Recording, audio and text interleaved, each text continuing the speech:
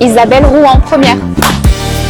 Bienvenue si vous nous rejoignez ici dans l'espace Talk inspirant de l'équipe Nood, hyper active depuis le début de ce MIPIM. Première intervention au MIPIM et surtout des interventions un peu disruptives, un petit peu nouvelles pour apprendre encore mieux du monde de demain, car effectivement l'urbanisme et surtout l'architecture sont liés à nous, humains, nos modes de vie, nos façons de travailler, et c'est justement le thème d'expertise de notre invitée. À nos côtés, Isabelle Rouen, bonjour. Bonjour Sandrine, bonjour à toutes et tous. Merci d'être venue jusqu'à nous pour nous faire partager tout simplement vos données, votre expertise sur un thème qui est tout simplement l'accompagnement des talents face aux mutations du marché du travail, car vous êtes fondatrice du cabinet de recrutement Colibri Talent. Alors, pour poser les bases, pour savoir réellement qui vous êtes, on va parler un petit peu de votre parcours, votre champ d'expertise et surtout en quoi ça nous parle cet après-midi. Avec plaisir. Alors sur mon parcours, moi j'ai 48 ans, j'ai eu 2 vies professionnelles. Une première vie d'une vingtaine d'années dans le monde du salariat, essentiellement dans le monde de la com et des médias. Et j'ai créé ma boîte en 2017, qui est donc un cabinet de recrutement, comme vous l'avez dit. Je suis spécialisée sur le recrutement de dirigeants dans les métiers de la tech, de la data et de l'IA. Et en parallèle de ça, je me suis passionnée sur tout ce qui est futur du travail. Passion qui se manifeste de plusieurs manières. J'ai publié 2 bouquins sur le sujet, j'ai fait des TEDx, des conférences, un podcast qui va fêter ses 150 épisodes et ses 5 saisons, donc toujours sur le futur des métiers. Et j'ai cofondé, je préside l'Observatoire des métiers du futur, qui est un think tank totalement indépendant, qui s'intéresse justement à ces sujets de futur du travail et de futur des métiers. Et ce que je voulais dire aussi, c'est que cette expertise-là, c'est une expertise qui est issue du terrain. Je ne suis pas futurologue, c'est pas un métier. Donc l'idée, ça a été à chaque fois d'aller rencontrer des professionnels, des experts, des chercheurs, des dirigeants, des start-upers pour essayer de documenter un peu comment on va travailler demain. Et en fait, c'est exactement ce que j'allais vous demander quand on parle de métier du futur. Est-ce qu'on essaye de deviner ? Non, pas du tout. On travaille vraiment avec une expertise terrain, avec des données, des chiffres, on va en parler. C'est vrai que c'est votre spécialité d'anticiper sur ces métiers du futur. Et surtout, quand on parle métier du futur et transformation du marché du travail, est-ce qu'on a une date en tête ? 2030, 2050, quand on parle de ce futur, c'est un futur quand ? Alors on a une date en tête, on a une date qui est sortie en 2017 en fait, qui disait que à ce moment-là, c'est un chiffre qui est sorti en Californie par un think tank californien qui s'appelle l'Institut du Futur, qui a estimé à ce moment-là que dans 85% des cas, quand on était en formation initiale, le métier qu'on exercerait en 2030 n'existait pas encore. Ce chiffre, il n'a pas tellement bougé, il a été remis à jour récemment par le World Economic Forum avec un horizon 2035, il est entre 80 et 90%, donc ça bouge très fort, ça va bouger. On aura de toute façon en moyenne entre 6 et 9 métiers dans notre vie. Alors 6, c'est un chiffre qui vient d'Harvard, un chercheur qui s'appelle Robert Keegan. Bon, il dit même 6 métiers et demi. Moi, je n'ai pas compris ce qu'était un demi-métier, donc on peut arrondir à 6. Et 9, c'est un chiffre qui vient du World Economic Forum. Et la vérité, elle est sûrement entre les deux, mais ça permet de toucher du doigt le fait que les carrières ne sont plus du tout linéaires aujourd'hui. Et aussi, ce qu'il faut se dire, c'est qu'on est au MIPIM 2025, donc 2030, mais en fait, c'est demain. Donc, on va peut-être parler des métiers de demain, plutôt que de se projeter peut-être à long terme, peut-être revenir à notre propre carrière. Alors justement, dans l'ouvrage Les métiers du futur explore donc l'évolution du travail dans un monde en pleine mutation. Et justement, qu'est-ce qu'on peut extraire comme information ? Quels sont les grands défis et les opportunités qui se dessinent tout simplement dans nos futures carrières, dans nos compétences et les métiers de demain ? Et là, j'invite les Nooders à se poser la question sur leur propre carrière. Alors, le premier défi en fait auquel il faut faire face, c'est le défi de l'automatisation. La moitié des heures travaillées sont automatisables aujourd'hui. Donc c'est absolument colossal, c'est un chiffre qui vient de McKinsey.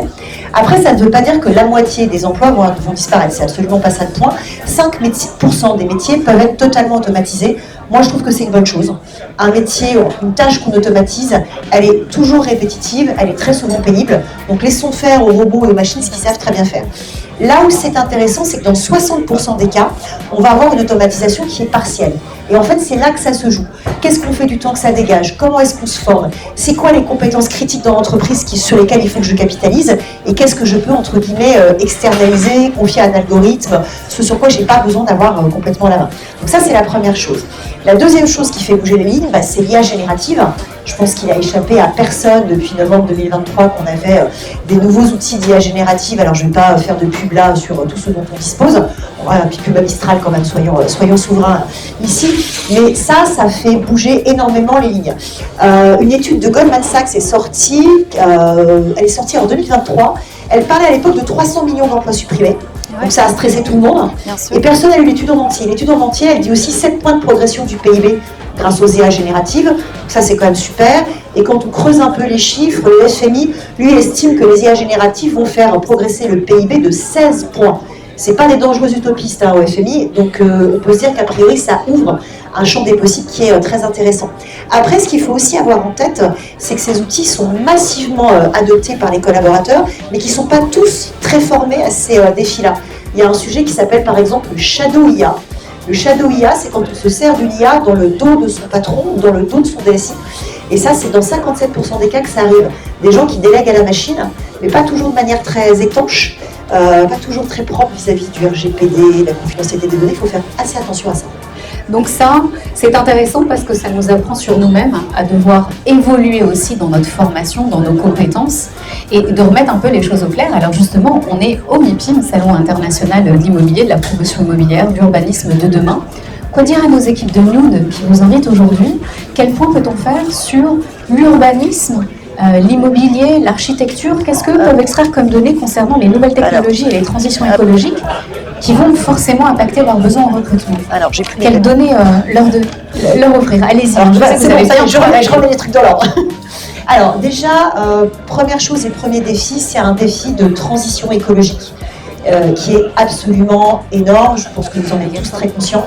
Il y a 600 000 logements sur le marché français aujourd'hui qui sont juste interdits à la location parce que c'est des passoires thermiques. Donc il y a un défi là-dessus qui est très important. Il y a un défi de rénovation aussi. Quand on rénove, on est sur des choses qui sont décarbonées à 70%, à moins 70% versus une construction complètement neuve. Il manque 500 000 talents en France d'ici 2050 pour être à l'objectif de neutralité carbone qu'on s'est fixé au niveau de l'Union européenne. Donc on a un défi absolument majeur là-dessus à adresser. Donc quand je dis talent, il manque concrètement aujourd'hui des électriciens en France. Il y a 30 000 postes à pourvoir d'électriciens chez France Travail en ce moment. On manque de talent dans l'éolien, qui est une filière qui pèse 32 000 emplois. On manque de talent dans l'efficacité énergétique. Donc là-dessus, il y a vraiment un défi qui est très très important. Au niveau RH, hier, on a évoqué avec Kevin Bouchareb, effectivement, une nouvelle position du salarié, des nouvelles exigences d'une personne qui est un peu électron libre. On n'a plus l'image de faire 30 ans de carrière dans la même société. Là aussi, vous avez des éléments à nous donner sur la transformation du travail qui implique aussi une évolution des modes de collaboration. Donc là aussi, quelle info donner à nous peut-être sur ce nouvel écosystème hybride en mutation, comment bien accueillir peut-être les salariés au sein de Nude? Ce nouvel écosystème, il est hybride, il est apprenant, il est flexible, et il se doit aussi d'être peut-être plus respectueux et plus divers. Alors hybride, je pense qu'il n'a échappé à personne qu'aujourd'hui on est sur des modalités qui mixent du présentiel, du distanciel, du télétravail, et c'est pour ça que c'est très intéressant ce que fait Nude en fait avec ces lieux de vie où vous avez du co-living, du coworking, du lieu de commerce. Ça répond vraiment à cette tendance-là, ça c'est la première chose. On a aussi des éléments sur le fait que le travail est aujourd'hui beaucoup plus numérique. On a des plateformes collaboratives qui accélèrent vraiment la façon d'échanger entre collaboratrices et collaborateurs, qui font aussi bouger le management. C'est-à-dire que plus on automatise et plus on met des plateformes collaboratives, plus on va avoir des organisations qui peuvent, entre guillemets, être plates, avec moins de niveaux intermédiaires de middle management. Et donc ça joue aussi beaucoup, ça permet de décentraliser le travail et l'entreprise. Il y a un autre sujet qui est important sur ce futur du travail, c'est qu'il faut que le travail soit plus apprenant. Il y a des compétences clés absolument à entretenir toute sa vie, et je pense que la compétence la plus importante, c'est la capacité d'apprendre à apprendre. Et ça, c'est super stratégique. Pourquoi? Parce qu'aujourd'hui, un savoir-faire technique qui avait une durée de vie de 20 ans dans les années 70 a une durée de vie d'1 an. C'est pas moi qui le dis, c'est l'OCDE. Donc du coup, on a quand même un sujet de flexibilité là-dessus qui est très important et qui oblige à se reformer tout au long de la vie. Et ça, c'est clé. Et puis, je crois aussi que les gens aujourd'hui, ils attendent du respect, ils attendent de la collaboration, et ça change les modes de management, et ça, c'est plutôt une bonne chose. Donc ce qui est étonnant, c'est qu'on fait un constat comme quoi le monde change avec cette transition écologique, numérique, l'IA générative, mais en même temps on revient à l'humain, c'est-à-dire que l'humain a envie d'être bien dans sa peau, bien dans sa vie, a envie d'être écouté, d'être un salarié à part entière et non pas juste un pion, on va dire, dans un process. Donc ça, c'est assez étonnant. Est-ce que ça veut dire que on doit aussi écouter ça pour construire les villes de demain? Quel conseil il a aussi donné dans ce cadre de MIPIM? Alors complètement, on doit écouter ça pour construire les villes de demain. Et de toute façon, d'une manière générale, plus on remet du digital, plus on remet de la technologie, plus on a besoin de remettre une couche d'humain à l'intérieur. Ouais, sinon, en fait, le système est bug et la relation, elle disparaît. Alors, l'urbanisme... Alors déjà, la ville de demain, je pense qu'on va passer de la ville du quart d'heure de Carlos Moreno à la Smart City hyper connectée. Ce qu'on voit aujourd'hui, c'est que les villes qui sont en train de se décider de demain, se dessiner pour demain, donc à l'horizon 5, 10, 15, 20 ans, puisque c'est des transitions qui sont longues et lentes, on va avoir des urbanistes de Smart City, et ça va bouger, je pense, sur 3 dimensions. La première, c'est d'avoir des villes qui sont plus vertes, des villes qui respirent mieux, avec des espaces végétalisés, avec une mobilité douce. On le voit tous, c'est en train de se passer, puisqu'on est sur un réchauffement climatique qui est quand même très important. Voilà, ça répond à l'écologie. Exactement, ça répond à l'écologie. Et donc, du coup, quand on conçoit cette ville de demain, il y a une nécessité de l'adapter au fait que le climat est en train de changer. Ça, c'est la première chose. On va avoir un deuxième enjeu sur le fait que les villes sont de plus en plus connectées. Connectées d'une manière... en fait, ça change plusieurs choses. Ça permet déjà à l'urbaniste, grâce à des plateformes, de recueillir le besoin, d'aller juste demander aux futurs habitants de la ville: dis, qu'est-ce que tu voudrais comme ville de demain? Les plateformes connectées sont un très bon moyen. Moi, je vis par exemple dans une ville qui s'appelle Suresnes. Il y a une consultation citoyenne qui est en place en ce moment, parce que pour une ville justement plus verte, avec plus de pistes cyclables et ainsi de suite, le maire a mis une plateforme digitale en place de façon à recueillir l'avis de ses administrés. Donc ça, c'est intéressant. Je regarde les Nooders face à nous. Ça veut dire que ce ne sont plus simplement les professionnels initiés dans le secteur, les architectes, les urbanistes, qui peuvent avoir une vision sur la ville de demain, mais le simple citoyen a aussi son mot à dire. Le simple citoyen a son mot à dire, et le fait d'avoir des villes plus connectées, ça permet aussi d'avoir une collecte de data qui est très très fine. C'est-à-dire qu'aujourd'hui, l'urbaniste, il a vraiment besoin de se baser sur la donnée. Je ne sais pas si vous êtes familier de la notion de jumeau numérique qui permet en fait de familiariser, enfin d'avoir de la donnée sur des villes connectées, des flux de déplacement, la modularité, la modéliser. Et en fait, ça permet de concevoir une ville qui va être évolutive et beaucoup plus adaptée. Et puis après, il y a un troisième défi qui est le sujet de la densité. On ne va pas pouvoir s'étaler indéfiniment. Bon, déjà, il y a la loi avec le zéro artificialisation nette, mais de toute façon, on a un sujet là-dessus qui est important. Et donc, effectivement, on peut imaginer que la ville de demain, elle sera sûrement plus dense, plus ramassée, mais il faut qu'elle reste très agréable à vivre. Donc, il va falloir que toutes les connexions soient les plus fluides possibles. Et du coup, ça veut dire que l'urbaniste de demain ou l'architecte de demain pour la Smart City, il ne peut pas faire ça tout seul. Il doit animer un collectif, il doit avoir une équipe où il va avoir des gens qui vont l'aider à anticiper les changements climatiques, l'aider sur la partie collecte, analyse des datas, et l'aider sur la partie sociologie, parce que la ville de demain, il faut aussi comprendre les humains de demain pour construire la bonne ville. Et c'est peut-être la raison pourquoi vous êtes ici présente, c'est qu'à nous, on essaye vraiment de réorganiser les espaces de vie en lieux mixtes, donc avec diverses utilisations, avec un lien humain, et surtout, dans cette notion de mixité, c'est qu'on peut peut-être avoir une boulangerie qui fasse école, je vais très loin dans l'exemple, mais d'avoir des lieux qui sont complètement hybrides. Est-ce que ça, c'est un conseil que vous leur donnez aussi, c'est-à-dire que ça deviendra incontournable dans vraiment des espaces, des micro-espaces au-delà des grandes villes? Ah oui, complètement. Les lieux se doivent de devenir hybrides, parce qu'en fait, on ne peut pas avoir des lieux pleins à un moment et vides à un autre. Donc plus ils sont modulaires, modulables, et plus ils peuvent être flexibles, plus ce sera pratique et plus ils seront efficients et efficaces. Donc c'est vrai que c'est un vrai enjeu. Donc ça veut dire que le bureau du futur, pour vous, il ressemblera à quoi? Est-ce qu'il y aura toujours des bureaux ou pas du tout? Alors, oui, il y aura toujours des bureaux. De toute façon, on voit bien, j'avais regardé pas mal les chiffres pour préparer cet échange, on voit bien qu'on s'oriente grosso modo sur 2 jours de télétravail par semaine en moyenne. Si on supprime complètement, les gens sont prêts à changer de boîte. Et si on fait du tout présentiel, donc ça ne marche plus. Et si on fait du tout distanciel, ça ne marche pas non plus. Donc ça veut dire quoi? Ça veut dire effectivement qu'il y a un sujet sur le bureau du futur qui doit devenir un lieu de co-création, un lieu d'échange, un lieu avec beaucoup plus d'espaces de réunion et aussi des endroits où on peut s'isoler de temps en temps. Donc le bureau du futur, il bouge beaucoup. Moi, il y a un type de lieu qui m'a beaucoup intéressée, c'est les tiers-lieux. Il y en a 3500 en France. Et j'ai imaginé par exemple un métier d'animateur ou d'animatrice de tiers-lieu, parce qu'en fait, c'est des gens qui donnent une âme à un lieu. Et ça aussi, c'est hyper important. Si vous voulez qu'il se passe quelque chose sur un lieu et que les différentes populations qui peuvent être dessus, que ce soit des entrepreneurs, des start-upers, des Fab Labs, des gens qui sont là pour avoir une modularité plus intéressante, si vous voulez qu'ils se parlent, il faut qu'il y ait des gens qui fassent vivre ces conversations-là. Donc il y a 3500 tiers-lieux en France aujourd'hui, et donc il y a des opportunités à ce niveau-là qui sont très importantes. Il y a des lieux qui se reconvertissent en tiers-lieux. Ça met aussi de la vie dans les territoires. C'est un très bon moyen de remettre de l'emploi et de la vie dans les territoires, donc c'est un sujet qui est très important. C'est un sujet qu'il faut regarder aussi avec beaucoup d'attention, parce que c'est un sujet qui vient de se faire déprioriser très violemment dans le budget 2025 de notre pays. Donc il va falloir faire un tout petit peu attention, parce que sur les subventions qui aidaient les tiers-lieux à émerger, ils se sont pris à moins 80%. Donc il va falloir aller chercher des modes de financement, parce que c'est un vecteur dynamisme des territoires, donc il ne faut pas renoncer à ça. Mais la façon de le financer, enfin je crois que tout le monde a bien vu qu'il n'y avait plus d'argent magique dans notre pays. La façon de le financer, il y a sûrement un modèle économique à aller réinventer. Donc c'est là où nous pourra jouer tout son rôle justement. Alors quel conseil vous pourriez donner aux acteurs de l'urbanisme et du développement durable pour anticiper ces besoins et bien répondre à ces enjeux au niveau du recrutement? Comment est-ce qu'ils peuvent accueillir ces nouveaux salariés de demain, des métiers du futur?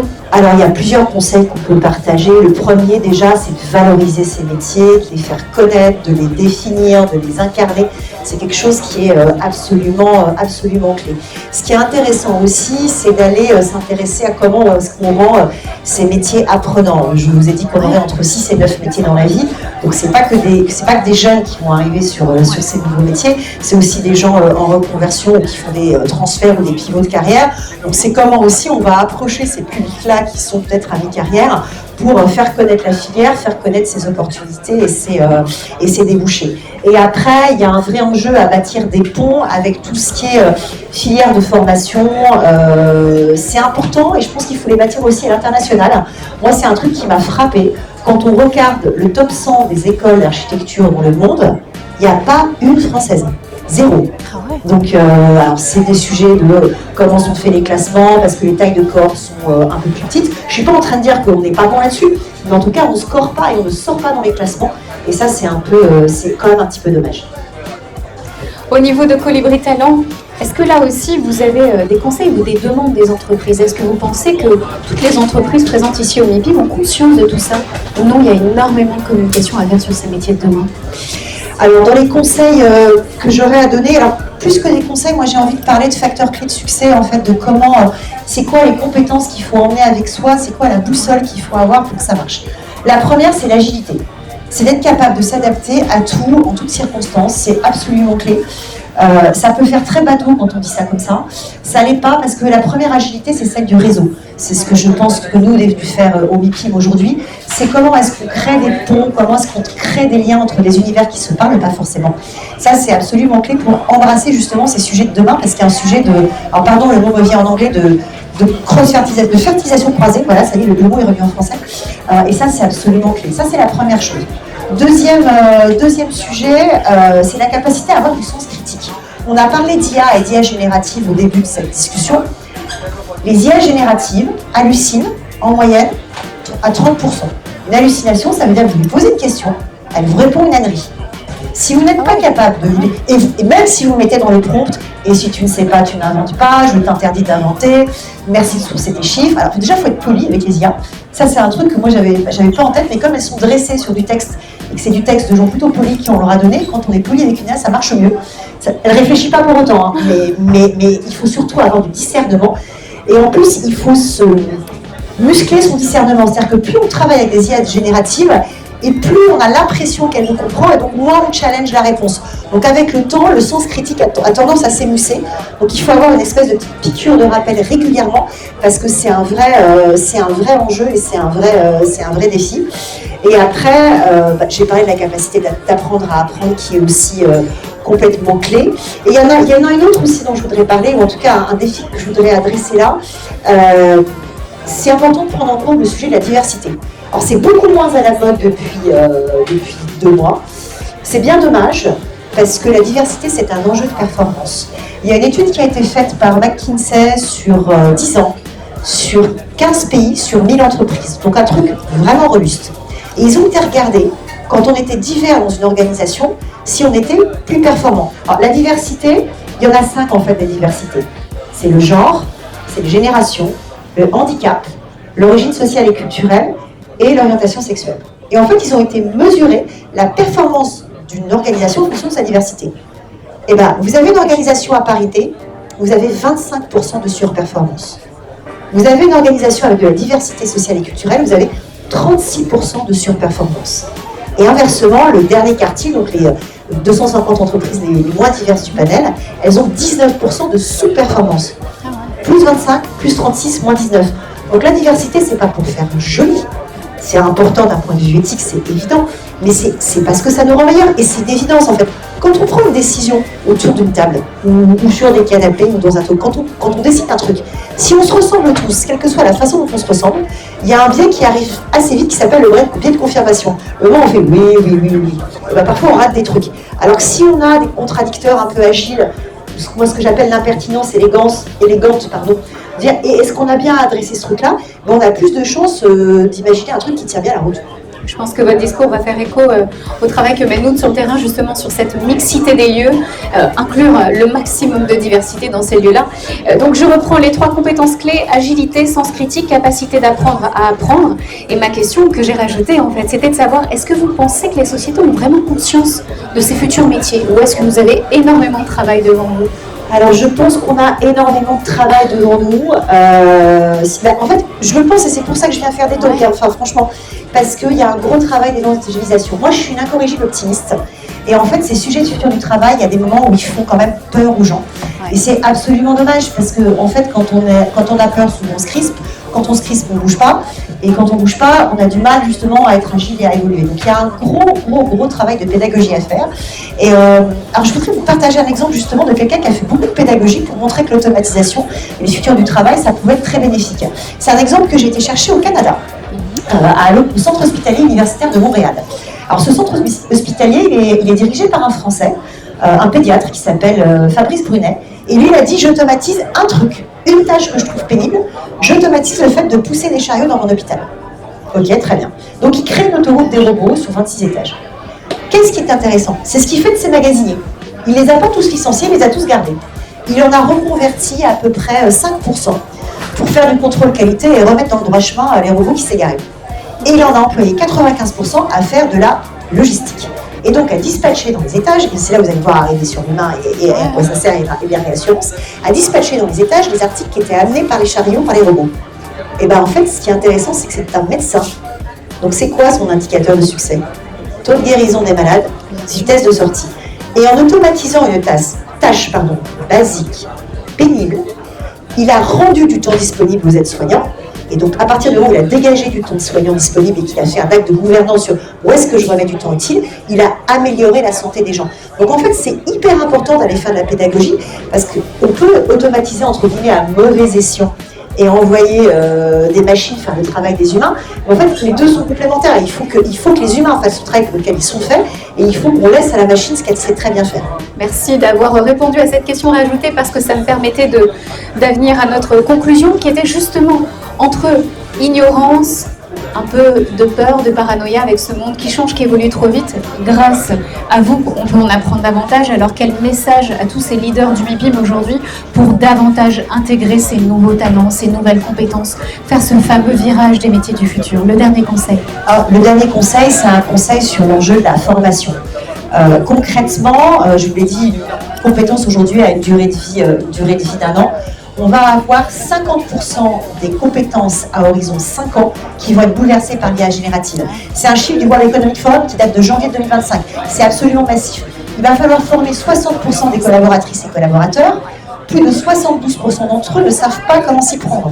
Donc en fait, il y a un enjeu de monter en compétences à l'échelle absolument tout le monde. Et il y a un deuxième enjeu pour les entreprises, pour nous, pour tous les exposants du MIPIM, c'est de se dire, c'est quoi la compétence critique ou clé de mon organisation? Qu'est-ce qu'il faut que je garde à l'intérieur? Qu'est-ce qu'il faut que je chouchoute sur quoi est-ce que je dois être ceinture noire et qu'est-ce qui n'est pas tellement stratégique que je peux aller externaliser, sur lequel j'ai moins besoin de capitaliser. Parce qu'en fait, je crois vraiment au fait qu'on va avoir de plus en plus des organisations basées sur la compétence et que c'est ça qui permet d'avoir des organisations en croissance qui construisent le monde de demain. Et on aura la chance de vous avoir encore à nos côtés. Merci infiniment Isabelle Ouran. Je le rappelle, vous êtes fondatrice du cabinet de recrutement Colibri Talent. Allez voir sur les réseaux et bien sûr de parcourir vos ouvrages avec, on l'a vu, des études concrètes. On n'imagine pas ces métiers du futur. On voit ce qui se passe sur le terrain. Merci infiniment. Merci beaucoup, Sandrine. C'était super. Merci beaucoup. À vous. Merci.